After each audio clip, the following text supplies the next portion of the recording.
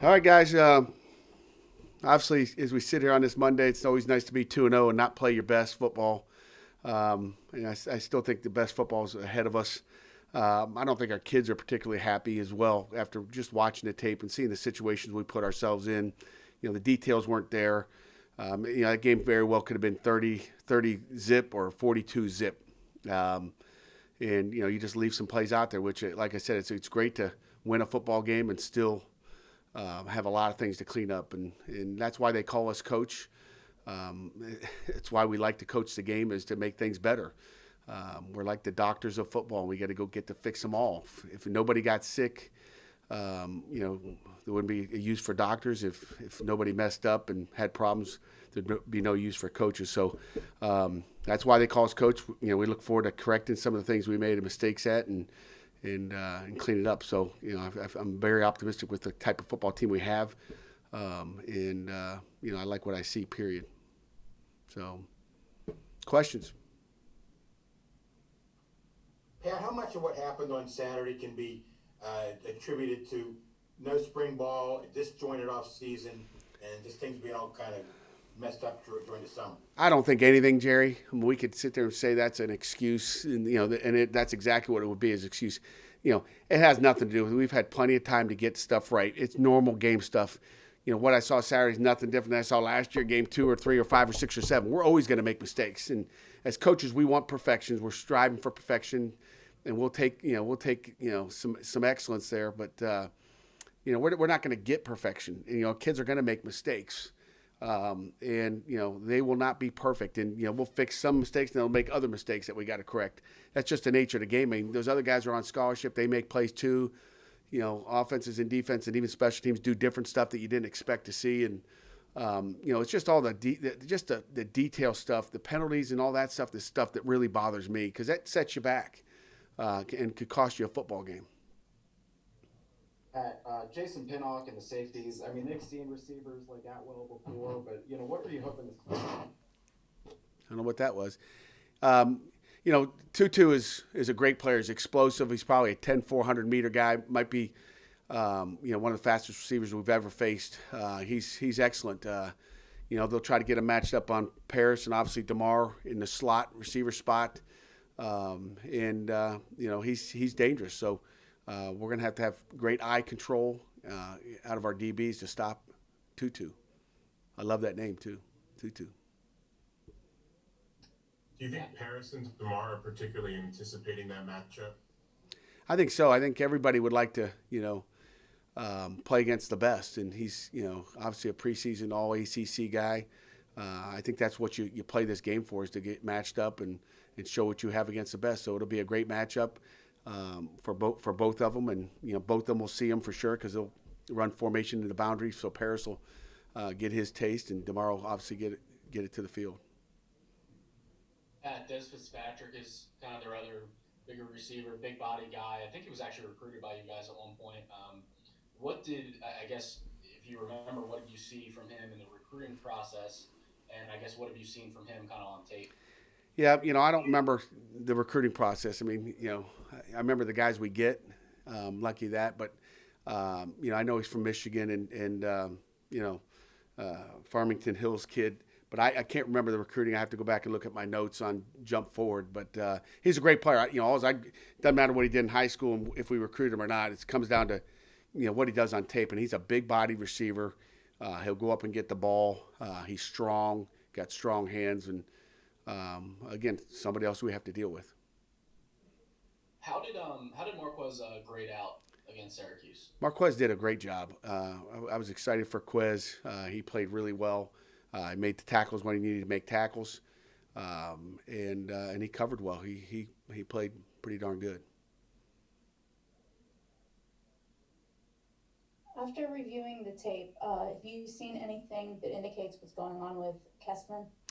Yeah, we've noticed a couple things here, and he had opportunities. We'll get it fixed too. Same thing, coach wise.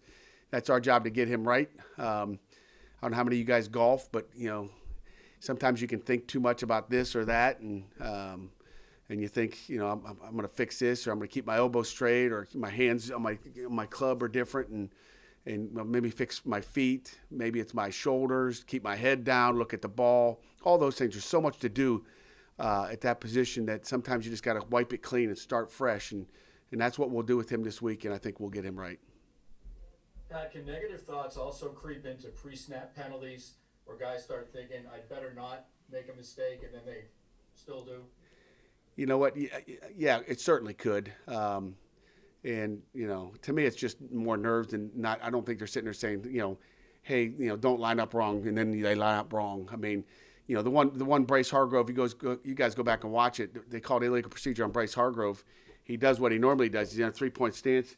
He's looking back for the indicator from the quarterback, and he slaps the center, and they called him for illegal procedure. It's like, what are we talking about? So there's some things that I guess on TV gets blamed on our kids, but not necessarily. What did you make of the running game? You went to the decision to give Vincent Davis a bigger role. You get the 4-minute drive at the end. I know you talked about, but just as a whole, what did you think of the way you ran the ball on Saturday? Vince did a nice job. I mean, like I said, nobody's taken that thing over and said I'm the guy, and so I think it's kind of a work in progress still. There's again, Sibley did a nice job when he was in there. AJ did a pretty good job when he's in there. I mean, there's so many things going on protection wise, running the football wise that we're just going to continue to see who's that guy back there. If Vincent is the kind of every down guy, does that make someone like Daniel Carter a particularly effective change of pace, and that he's just a very different back and a lot bigger that he can run straight at somebody? Yeah, and AJ Davis the same way, but yeah, Daniel Carter is that physical one. I mean, if you had to put them, if you stood them right next to each other, one would be, as thick as this podium. The other one would be, as thick as this mic right here. And they're two different pace guys. And Vince is quick twitch, got a lot of wiggle to him, and Daniel's going to, run through your chest. Did you watch the Louisville-Miami game on Saturday night? Obviously, you guys got out of Heinz Field relatively early. Heck yeah, man. I was home early for that game and spent a lot of time watching it.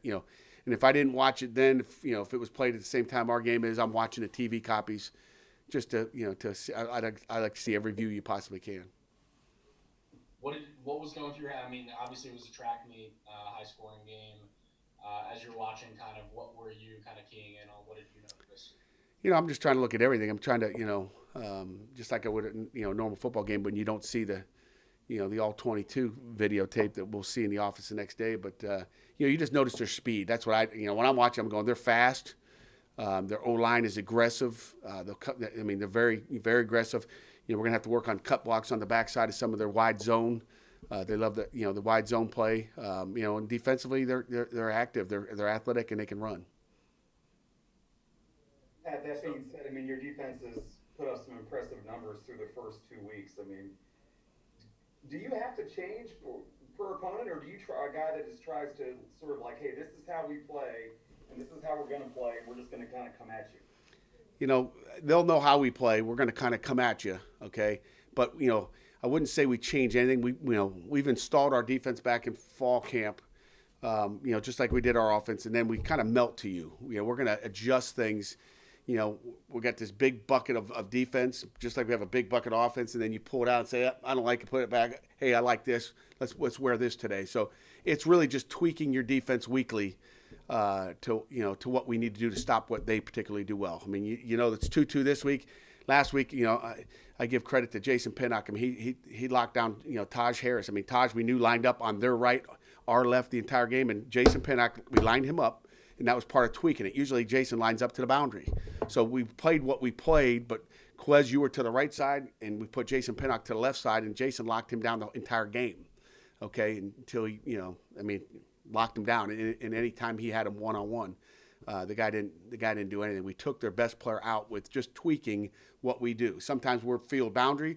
Sometimes we're right-left. Sometimes we're, far sideline, near sideline. So we just, and that's just talking our corners. Like, what's the plan this week? I don't know. But, we'll have it figured out. What has DJ Turner brought to your offense through 2 games? He's somebody that Kenny can rely on. DJ's done an excellent job of catching the ball. He had, I think he had 3 catches Saturday. He had 2 really nice catches that were not easy balls to catch, but he comes up with them. And you guys have watched tape and games here the last couple of years, and, I was throwing behind him. It was a tough catch. Sorry, Coach, I didn't get that. DJ, he's making those plays for us, and that's the first thing I said. In the offense staff meeting is that guy is making plays for us that maybe weren't made before, and the tough catches. And I think that's what great receivers do. Anybody can catch it when it's right here, but who's catching it down here or behind you? Because there's not going to be perfect throws all the time, and quarterback's under pressure, and he's going to throw it, and hopefully you make a play. How did the offensive line grade out as far as pass blocking and run blocking? Hargrove was at 93%. I think Carter Warren graded out at 92%. Jimmy graded out at 87%. I'm just kidding you, making up some percentages. I mean, the grade they graded out solid. I mean, I think we had one winning performance up there. I'd say, who was it? Golly, I think Carter Warren graded out at winning, and everybody else was high average. Which they all graded out at just about winning. I think against Austin Peay when the competition steps up, obviously it's a little bit different. I always say if a guard grades out at 80%, does that mean the D tackle graded out at 20%? So all those grades are subjective, and they did some nice things. I'll put it this way: forget grades as a whole. I thought our offensive line played much better, even though they got winning grades a week ago. Okay. I thought they played better Saturday than they did the week before. I thought there was more physical play. I thought guys stayed on their blocks. I thought they sustained. I was much happier this week with their O-line than I was the week before. It looked like Keldrick got in there for a little bit at right tackle. What did you see from him in his first taste of ACC action? Not as clean as you'd like. They showed him one new front that he had never seen before, and I don't think he had a good answer for it. But he didn't play great. He didn't have a winning effort, put it that way. But again, he's still young, new. And it's a different speed for him, but he's athletic, he's tough, and he'll bounce back. Pat, would you rather face them coming off a win or coming off a loss like that? Say that again? Would you rather face the team like Louisville coming off? Would it be better for you guys if they had won on Saturday as opposed to them losing, or does that affect 1 week to the next? I think we got like 15 people on here, and I could ask 15 people. They'd all have a different answer. I don't know. I mean, it doesn't matter. We get to face Louisville, win or loss. It doesn't matter. It really doesn't matter. I mean, they're gonna be prepared. We're gonna be prepared, and we get to go play. I mean, I really can't. Well, I can't answer that question because I don't know. I mean, it's just like we're playing with minds and feelings, and it doesn't matter. I mean, I'd much rather come off a loss personally because I think you're hungrier. So, I expect we're going to get the best Louisville team. They're going to be, sour there. So what would you rather have? Who knows? Maybe they're feeling sorry for themselves. Maybe they don't bounce back. It doesn't. You're flipping a coin. Kalijah Kancey had the second most tackles for loss and second most sacks on your team on the day. How did you feel after now that you looked at the film about his performance? And do you think that he'll see an increase in snaps, or he'll change up the way that you're using your interior defensive line? Yeah, we rotate those guys through, and Kalijah's had a heck of a game. He's explosive. We want to see Kalijah do that every day in practice as well. So if you guys can pass that message on, it can't be a sometimes thing. I don't want to hear about gamers. I've had gamers come out and say, "Coach, I know I didn't practice very well, but I'm a gamer." Well, guess what? We ain't going to find out in the game because you ain't getting in there. And he's gotten better every week. Kalijah's a football player. We know he's explosive. He's got an ability to get to the quarterback. He dish rags and people just chucked him away. He'll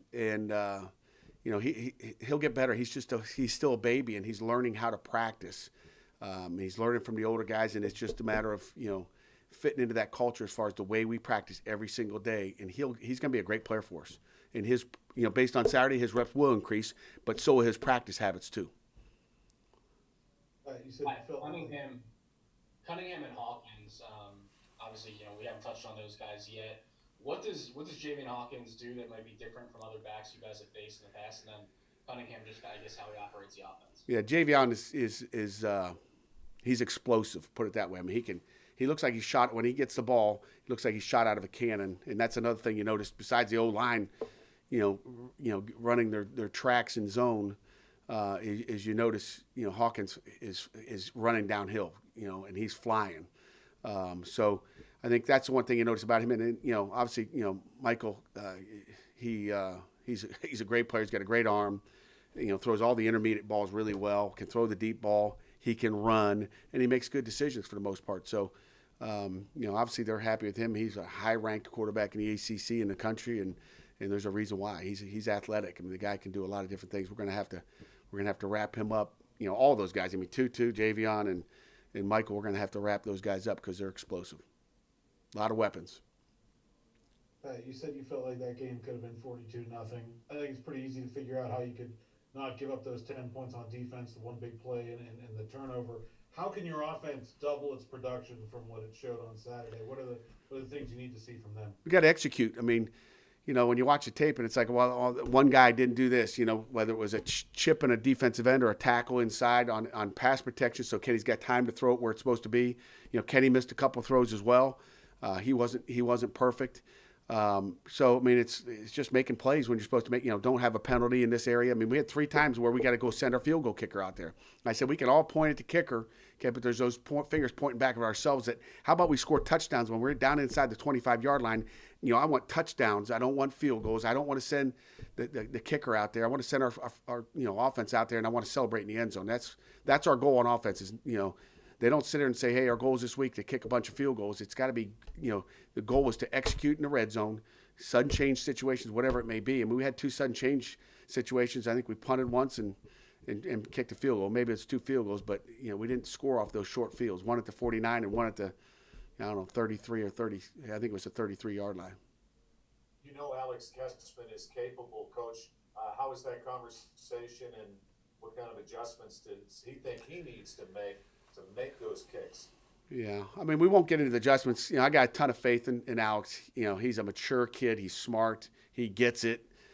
He's the last guy that wants to let anybody down. So it's like I told him, hey, I'm not sweating it because I got faith in you. I know he'll get it fixed. And the great thing is he didn't cost us a loss. I mean, he's out there getting his practice in, and he's not doing well. So he's no different than a left guard or a corner that didn't cover a guy or held on a play. He didn't execute properly, and neither did Kirk the one time, as far as just putting the hold down. So, I got a ton of confidence that he's going to get that thing done, and not worried about it. Coach, all you think it was far from a perfect game, and you said that at halftime, and you still won. What does that say about your team? Yeah, it tells you we got again last year we'd play down a little bit, and we'd come back at the end of the game and try to win it. So. I like that part. I think we got a great football team. I think we can, do great things, but we got to execute and pay attention to the details more. And again, I go back and we practiced really well last week, but we almost practiced so well it scared me. So we'll find out what we do this week practice wise, but we got a good football team. We got a football team that's capable of going to do whatever they want to do.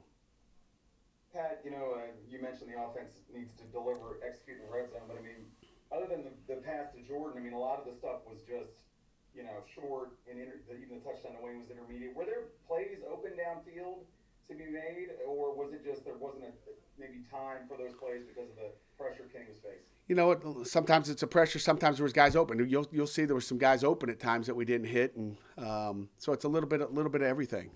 But it's a matter of just executing and having time and everything being right. And again, it just can be a running back that just slips off and doesn't get a big piece of that 3 technique, whatever it may be, and then all of a sudden the quarterback gets pressure, has to run to the left when it's open to the right. So sometimes happens like that. Nobody else is going to ask. I see you're wearing the shirt. What do you think about the uniforms for this week?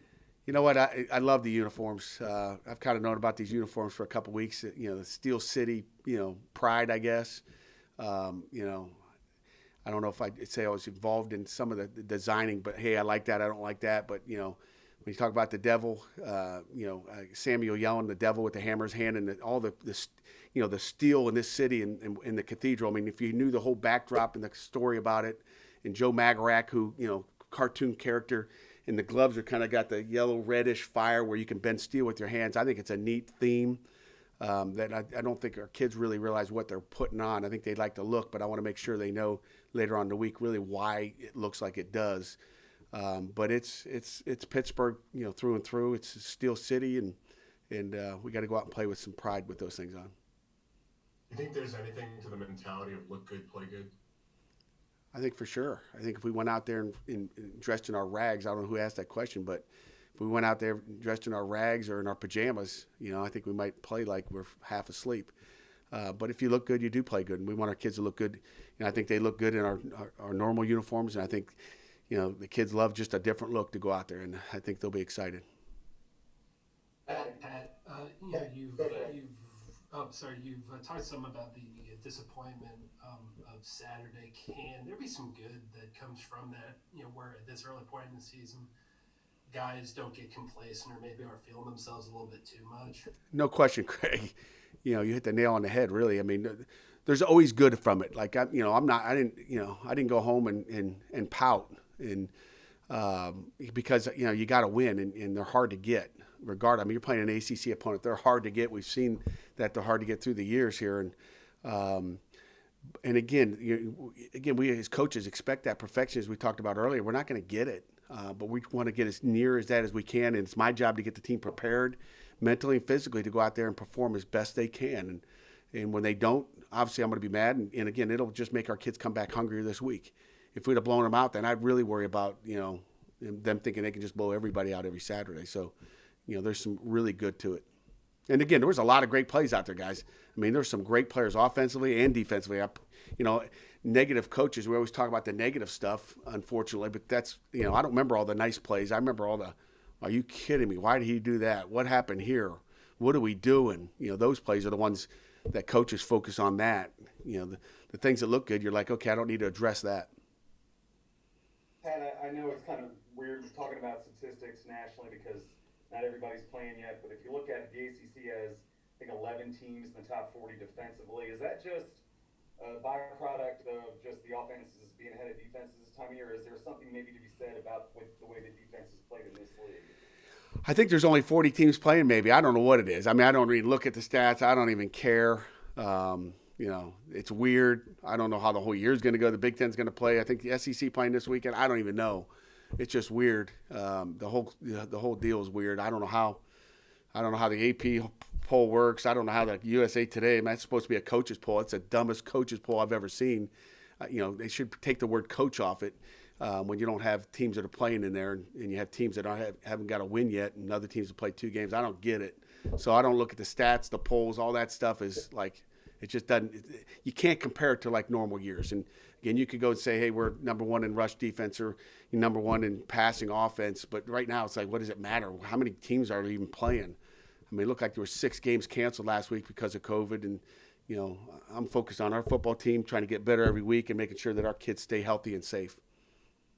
Let it be known, I just asked a defensive coach an opportunity to tout defense, and he punted on it. So, that's not your style, man. You're supposed to say this is like the 85 Bears. No, the defensive coaches, they love punts. I mean, when you're a defense coach, you love the punt. So we've just punted. Again, I'm telling you the truth. I'm not telling you, what you want to hear. I'm telling you that it doesn't matter. First of all, it doesn't matter what we've done in 2 weeks. It matters what we do after 11 and then after a championship game or bowl game, whatever you end up getting to. It doesn't really matter. That's a fact. Jerry and Chris, I think you had questions, and we'll take 2 more. And Jerry, we'll let you go first, and Chris will let you conclude things. All right, thank you. Pat, in that vein that Will was talking about there, Pat, I know you don't pay attention to these things, but do you think your players know or care that this is one of those rare games between 2 ranked teams? No. I don't think they care. I don't think they knew. EJ told me that yesterday. I was like, I don't think they know. I will not mention it. I don't really care. I'm worried about one game right now. I'm worried about a really, really good, talented, athletic Louisville team coming into Heinz Field. And I'm worried about how our kids are mentally and physically prepared for that game. Pat, speaking of you're facing a ranked opponent, can you just give us an insight of you're heading into a week of practice? Who are some of the young players that you're looking at specifically this week? Now that you've had time to look at the tape and you're getting ready to say, okay, these are the guys I need to see do more this week or step up in particular. Yeah, I would say Izzy is one of those guys at tailback that you want to see just have a great week of practice and go out there and explode. Offensively, I want to see Danny Morega get a little bit more action as well. Again, not necessarily a young guy, but a new guy. The receiver's already done some stuff. And then defensively, Bengali, Kamara is a guy that is talented. He's athletic. I'd like to see him, not jump over the punch shield as freshmen sometimes do. And he's got a chance to be a really good football player. So I'm trying to think of who else. I mean, Did I mention all the young guys? Probably missed somebody. Somebody would be mad. I mean, and possibly Deion Hayes. We'll see what Deion's got. And he's just, he's gotten reps last week, and we'll find out where he is. But, man, with Rashad Weaver and Patrick Jones out there, it's hard to put some young guys in there. And you mentioned Cansey already, so